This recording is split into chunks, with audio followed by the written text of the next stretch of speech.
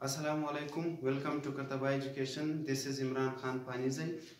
हमने chemistry start किया हुआ था। केमिस्ट्री का फर्स्ट चैप्टर हमने स्टार्ट किया था। दो बड़े टॉपिक्स हमने पढ़ लिए थे। तीसरा टॉपिक फर्स्ट चैप्टर हमारा इंट्रोडक्शन टू केमिस्ट्री था। इसमें दो बड़े टॉपिक्स हमने पढ़ लिए थे। जो हमारा तीसरा टॉपिक था वो हम प्रीवियस लेक्चर में हमने स्टार्ट किया था, जिसका नाम है बेसिक डेफिनेशंस। बेसिक डेफिनेशंस में हमने एलिमेंट पढ़ा है और एलिमेंट का सिंबल पढ़ा है कि हम जितने भी एलिमेंट्स हैं उनके सिंबल से हमारा क्या मुराद है, और उनकी एक क्लासिफिकेशन हमने पढ़ी थी। आज का जो हमारा नेक्स्ट टॉपिक इसी बेसिक डेफिनेशंस का हिस्सा है वो है दी कंपाउंड। दी कंपाउंड बहुत ही आसान सा टॉपिक है, कोई इसमें इतनी कॉम्प्लिकेशंस नहीं है। हम इसमें दी कंपाउंड में हम चार बेसिक चीज़ें पढ़ेंगे। एक तो हम दी कंपाउंड का डेफिनेशन इटसेल्फ सीखेंगे कि दी कंपाउंड को आसान अल्फाज में आप कैसा डिफाइन करेंगे और इस डेफिनेशन से हमारा क्या मुराद है।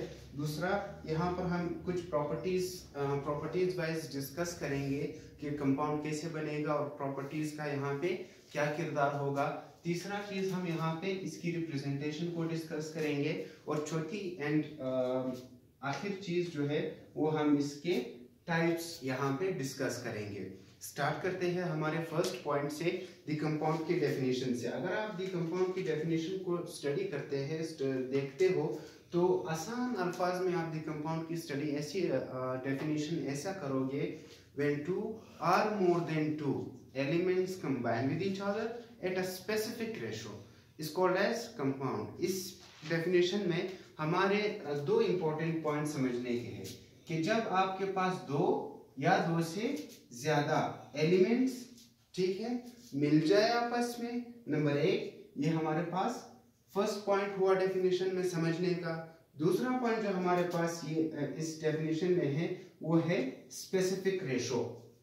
मतलब अगर कोई कंपाउंड बन रहा है तो उस कंपाउंड के बनाने के लिए एलिमेंट्स का होना लाजमी है। कितने एलिमेंट्स का होना जरूरी है?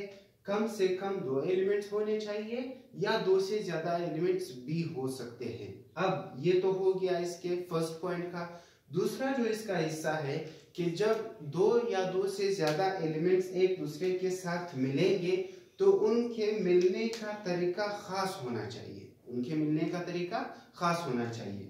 अगर यहाँ पर हम एग्जाम्पल की बात करते हैं तो सबसे आसान एग्जाम्पल हम इसका H2O लेंगे, वाटर लेंगे। अगर हम वाटर की कंपोजिशन की बात यहाँ पे करेंगे तो ये दो अलग अलग एलिमेंट से मिलकर बना हुआ है। एक हाइड्रोजन से बना है और यहाँ पे हाइड्रोजन की तादाद 2 है।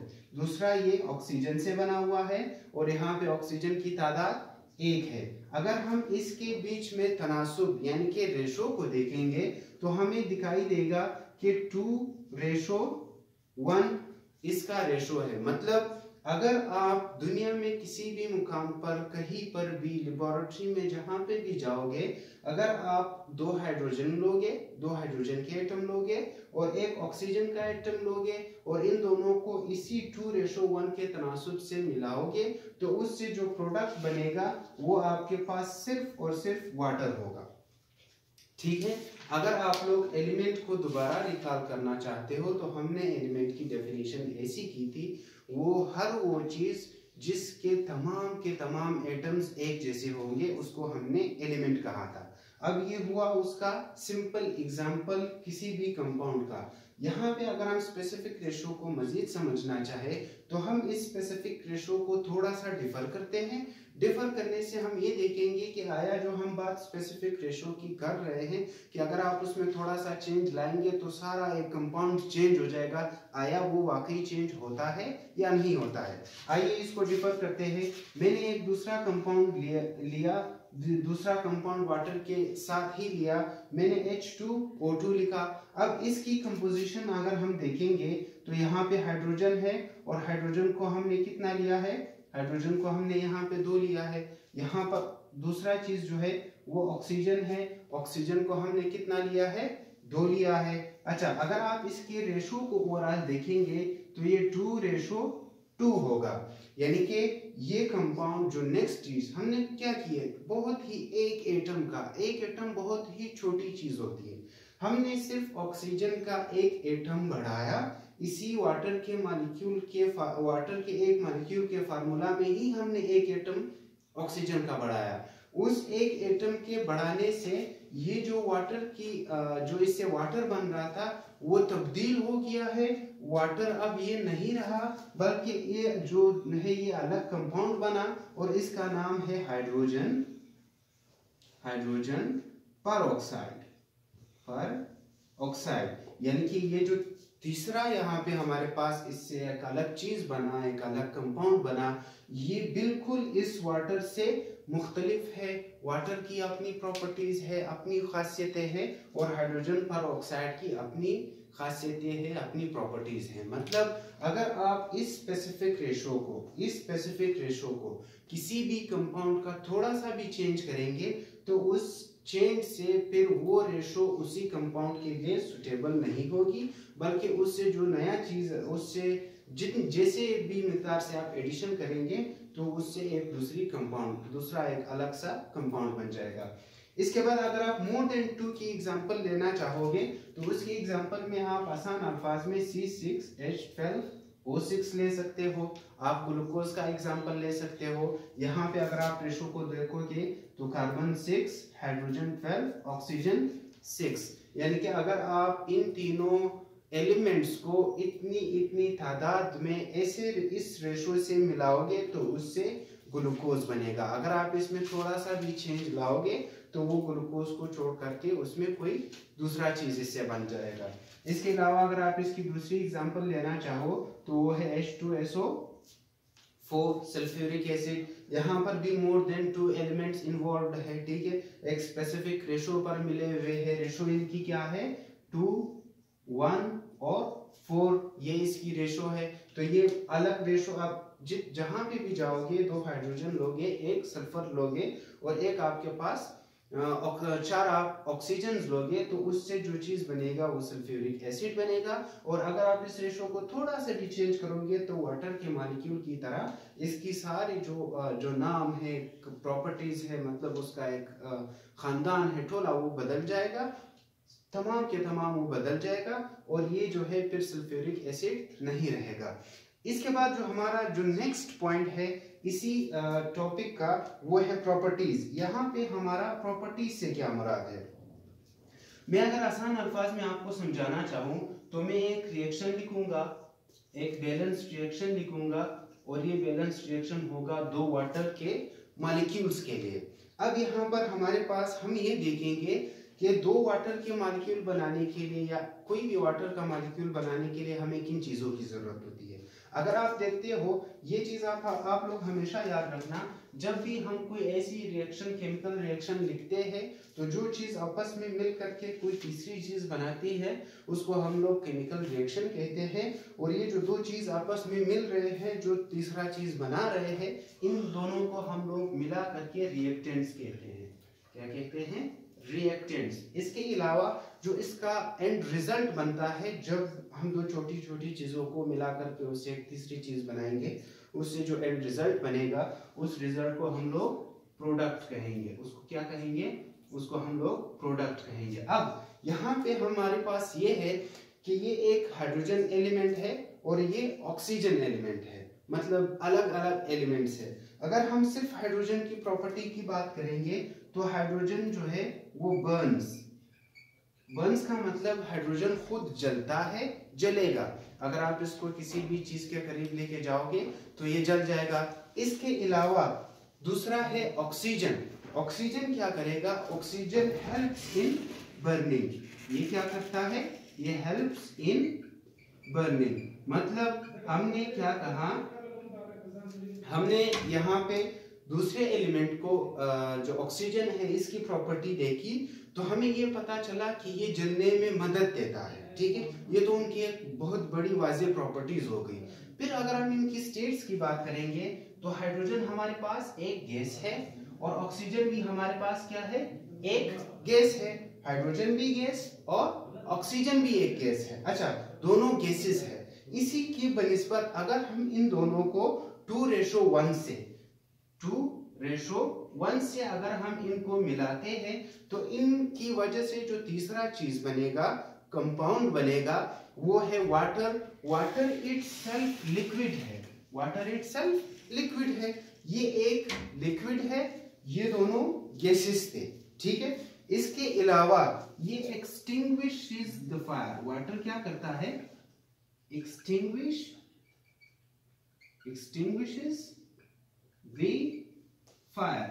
मतलब यहां पे ये है कि जब एक जलने वाला और एक जलने में मदद करने वाला एलिमेंट और दोनों गैसियस स्टेट्स में प्रॉपर्टीज अलग अलग वो मिलती है और एक खास रेशो पर 2:1 पे मिलेंगे, तो उससे जो तीसरा चीज प्रोडक्ट बनेगा, कंपाउंड बनेगा, वो वाटर होगा। वो अब खुद में लिक्विड होगा और वो ना तो जलने में मदद करेगा और ना ही खुद जलेगा, बल्कि जो भी चीज जल रहा हो उसके अपोजिट में काम करेगा, उसको बुझा देगा। तो हमें ये पॉइंट यहाँ पे समझ आया कि जब भी कोई कंपाउंड बनेगा वो जिन बेसिक चीजों से बनता है उन चीजों की जो भी प्रॉपर्टीज होंगी उस कंपाउंड की प्रॉपर्टीज उन दोनों से अलग होंगी, ये एक अलग चीज बन जाएगा। यहाँ पे ये तमाम प्रोसेस एक केमिकल प्रोसेस होगा। क्या होगा, कंपाउंड क्या होगा, कंपाउंड एक केमिकल, ये केमिकल प्रोसेस होगा, ये केमिकल प्रोसेस होगा। केमिकल प्रोसेस में ये चीज होता है कि वो दोनों आपस में ऐसे तरीके से मिल जाएंगे कि उनको फिर वापस एक दूसरे से अलग, तो हम जाहिर सी बातें कर सकते हैं लेकिन उनको अलग करना मुश्किल होता है, ठीक है। ये हुआ दूसरा पॉइंट। तीसरा पॉइंट की तरफ अगर हम आते हैं वो है रिप्रेजेंटेशन। रिप्रेजेंटेशन से मुराद हमारा ये है कि हम उसको लिखने में कैसे जाहिर करेंगे। हम जब भी कंपाउंड्स लिखते हैं हम कंपाउंड्स को शॉर्ट नेम्स देते हैं, शॉर्ट नेम्स, ठीक है। उन्हीं शॉर्ट नेम्स को हम उन्हीं कंपाउंड्स का दूसरा नाम उनको कहते हैं कि ये इसी कंपाउंड का फार्मूला है, ठीक है। यानी कि आप लोग ऐसा आसान अल्फाज में कह सकते हो, जब भी आप किसी भी कंपाउंड को एक छोटा सा नाम दे देते हो उस छोटे से नाम को उसका फार्मूला कहते हैं और उसी फार्मूले से हम किसी भी कंपाउंड को रिप्रेजेंट करते हैं, जाहिर करते हैं। फॉर एग्जांपल यहाँ पे हमने, अगर आप यहाँ पे एग्जांपल लेना चाहो, यहाँ पे आप वाटर की एग्जांपल ले सकते हो, सल्फ्यूरिक एसिड की एग्जांपल ले सकते हो, सोडियम क्लोराइड की एग्जांपल ले सकते हो, किसी भी चीज की एग्जांपल ले सकते हो। हम चूंकि केमिस्ट्री पढ़ रहे हैं तो हम इस वर्ड फार्मूले को मजीद स्पेसिफाई करेंगे। इस फार्मूले से हमारा मुराद होगा मॉलिक्यूलर फार्मूला, मॉलिक्यूलर फार्मूला, ठीक है। मॉलिक्यूलर फार्मूला या सिर्फ फार्मूला, इससे हमें बेसिकली कंपाउंड के बारे में दो चीजें, मतलब जिस चीज से हम किसी भी कंपाउंड को रिप्रेजेंट करेंगे, जिस भी तरीके के सिंबल से लिखने के तरीके से हम उसको जाहिर करेंगे उसको फार्मूला कहेंगे और वो फार्मूला उसका शॉर्ट नेम होगा, उसी से हम उसको रिप्रेजेंट करेंगे। और ये मॉलिक्यूलर फार्मूला हमें उसी कंपाउंड के बारे में दो इंपॉर्टेंट चीजें बताएगा। एक तो हमें टाइप्स ऑफ एटम बताएगा, क्या बताएगा, टाइप्स ऑफ एटम्स बताएगा। दूसरा ये हमें नंबर ऑफ एटम्स बताएगा, नंबर ऑफ एटम्स ये हमें बताएगा।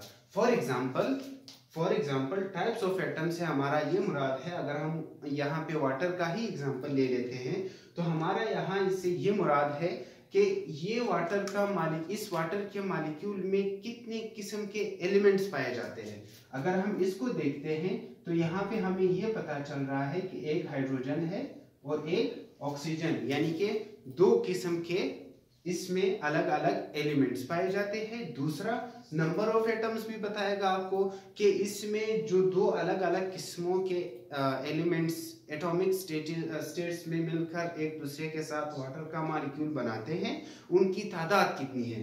तो हमने फिर ये देखा कि ये जो जिस तरीके से इस एक दूसरे से मिल रहे हैं, यहाँ पे हाइड्रोजन की तादाद 2 है और यहाँ पे ऑक्सीजन की तादाद 1 है। तो अगर आप मॉलिक्यूलर फार्मूला या उसके रिप्रेजेंटेशन या शॉर्ट नेम की आसान अल्फाज में कहोगे कि किसी भी कंपाउंड को हम ऐसे तरीके से जाहिर करते हैं जिससे हमें उनके नंबर ऑफ एटम्स का पता चले और साथ साथ में उसके टाइप्स ऑफ एटम का कि उसमें कितने किस्म के एटम्स पाए जाते हैं। वो दोनों चीज़ों जिस भी तरीके से हम उसको रिप्रेजेंट करेंगे, अगर ये दोनों चीज़ें हमें उसमें नज़र आती हैं तो हम उसे कहेंगे कि ये उसका मॉलिक्यूलर फार्मूला है, या सिर्फ फार्मूला है, या यही उसकी रिप्रेजेंटेशन है। जो last but not the least type of compound, types of compound. अगर आप कंपाउंड को ब्रॉड सेंस में देखेंगे, अगर आप कंपाउंड को आसान समझना चाहेंगे तो दो टाइप्स है हमारे पास कंपाउंड की। एक को हमने नाम दिया है आयोनिक कंपाउंड, ठीक है, यानी कि आयोनिक कंपाउंड, और दूसरा हमारे पास है कोवेलेंट कंपाउंड, ठीक है। आसान में अगर ये आप इन दोनों को आप लोग समझना चाहोगे तो आप कहोगे आयोनिक कंपाउंड वो कंपाउंड्स है जिनमें आयोनिक बाउंड होगा, जिनमें आयोनिक बाउंड होगा, यानी कि those compounds which would have ionic bond between them, all those compounds are called as ionic compounds। इसी तरह वो तमाम compounds जिनमें कोवेलेंट बॉन्ड होगा, वो तमाम के तमाम कंपाउंड्स कौन से कंपाउंड्स कहलाएंगे? Covalent compounds. अब ये बात तो थोड़ी सी और मुश्किल हो गई कि भाई आयोनिक कंपाउंड, ठीक है, कंपाउंड का हमने समझा, आयोनिक एक टर्म है आयंस का, वो हमने इस्तेमाल कर दिया। आयोनिक बॉन्ड से हमारा क्या मुराद है? यहाँ पर आयोनिक बॉन्ड से हमारा मुराद है जब भी दो एलिमेंट्स में, मतलब आयोनिक बॉन्ड से हमारा ये मुराद है कि जब दो एलिमेंट्स के बीच में एक ऐसा ताल्लुक बने जिसमें कंप्लीट ट्रांसफर ऑफ इलेक्ट्रॉन हो, जिसमें कंप्लीट ट्रांसफर ऑफ इलेक्ट्रॉन्स होंगे, इलेक्ट्रॉन, ठीक है, या एक इलेक्ट्रॉन या एक से ज्यादा इलेक्ट्रॉन। यानी कि जाहिर सी बात है, जब हमने कंपाउंड की बात की तो हमने कहा केमिकल प्रोसेस है तो वो एक दूसरे के साथ रिएक्शन के थ्रू मिलेंगे, बहुत क्लोज रिलेशन बनाएंगे। तो वो क्लोज रिलेशन जिस तरीके से वो बनाएंगे, उस तरीके में एक एटम का एक इलेक्ट्रॉन या एक से ज्यादा इलेक्ट्रॉन कंप्लीटली दूसरे एटम में ट्रांसफर होगा, शिफ्ट होगा। अगर हम इसकी एग्जांपल लेना चाहेंगे तो एग्जांपल हम उसकी आसान में सोडियम क्लोराइड में आपको एग्जांपल अगर आप इसकी लेना चाहोगे तो ये हुआ सोडियम क्लोराइड। अब सोडियम क्लोराइड के अगर आप इसके चार्जेस को देखते हो, ये एक आयोनिक कंपाउंड है, एटॉमिक स्टेट में ह्यूज क्रिस्टल नुमा शक्ल में पाया जाता है। सोडियम पर यहाँ पे पॉजिटिव चार्ज होगा हमेशा, और क्लोरीन पर यहाँ पे नेगेटिव चार्ज होगा। अब इन पॉजिटिव और नेगेटिव चार्जेस से आपको ये कंप्लीट ट्रांसफर ऑफ इलेक्ट्रॉन का कॉन्सेप्ट ही न समझ आ जाएगा। पॉजिटिव का मतलब हमेशा होता है कि इस एटम में इलेक्ट्रॉन लूज किया हुआ है, मतलब ये इलेक्ट्रॉन डोनर है, ठीक है। अगर हमने एक और दो यहाँ पे पॉजिटिव के साथ नहीं लगाए हैं तो इसका मतलब है इसने एक ही इलेक्ट्रॉन लूज किया है। तो यहाँ पर हमारे इस प्लस और नेगेटिव से ये मुराद है कि इस सोडियम ने अपना एक इलेक्ट्रॉन क्लोरीन को दिया है और क्लोरीन ने उसको खुशी से रिसीव किया है। तो मतलब इसने जब अपना एक इलेक्ट्रॉन कंप्लीटली क्लोरीन को दे दिया है, क्लोरीन ने ले लिया है, यहाँ पे पॉजिटिव हालत बना, यहाँ पर नेगेटिव हालत बना। तो हमें पता है कि पॉजिटिव और नेगेटिव के बीच में अट्रैक्शन होता है, अट्रैक्शन की वजह से उनके बीच में ताल्लुक बनेगा, एक दूसरे को सपोर्ट करेंगे, उन सपोर्ट मतलब वो जो ताल्लुक बनेगा तो एक दूसरे को सपोर्ट करेंगे। एंड रिजल्ट में हमारे पास सोडियम क्लोराइड एक कंपाउंड बनेगा। लेकिन जिस तरीके से इसने इलेक्ट्रॉन को शिफ्ट किया, दूसरे ने रिसीव किया, तो ये complete transfer of electron is called as ionic bond. और वो तमाम कंपाउंड जिनमें आयोनिक बॉन्ड होगा उनको हम लोग आयोनिक कंपाउंड कहेंगे। इसी तरीके से अगर हम कोवेलेंट कंपाउंड की बात करते हैं तो कोवेलेंट कंपाउंड वो कंपाउंड है जिनमें आयोनिक बॉन्ड कोवेलेंट बॉन्ड होगा। और कोवेलेंट बॉन्ड से हमारा क्या मुराद है?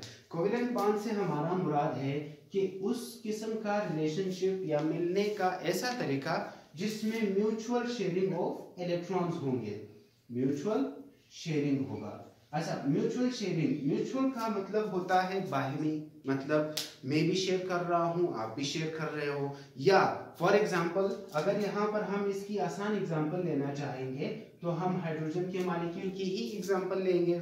हाइड्रोजन के एटॉमिक स्ट्रक्चर को अगर आप लोग स्टडी करेंगे तो ये हाइड्रोजन का स्ट्रक्चर हुआ एटॉमिक, ठीक है। अगर आप दूसरे हाइड्रोजन का स्ट्रक्चर भी ड्रॉ करोगे यहाँ पे तो ये दूसरे हाइड्रोजन का स्ट्रक्चर हुआ।